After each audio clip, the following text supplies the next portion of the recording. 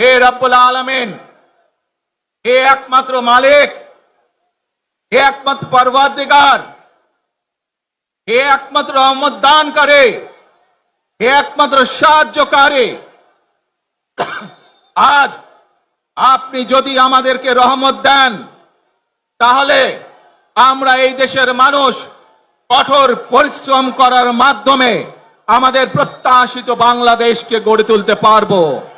আজ যদি আল্লাহর রহমত এই দেশ এবং এই দেশের মানুষের পক্ষে থাকে, আল্লাহর সাহায্য, আল্লাহর দয়া এই দেশের মানুষের উপরে, এই দেশের উপরে থাকে, ইনশাআল্লাহ আমরা আমাদের প্রত্যাশিত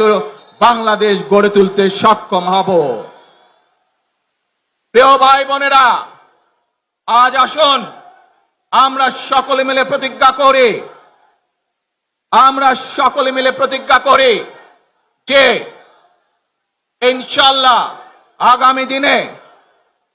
দেশ পরিচালনার দায়িত্বে যারা আসবে, আমরা সকলে নবী করিম সাল্লাল্লাহু আলাইহি সাল্লামের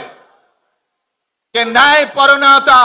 সেই ন্যায়পরায়ণতার আলোকে আমরা দেশ পরিচালনার সর্বোচ্চ চেষ্টা করব।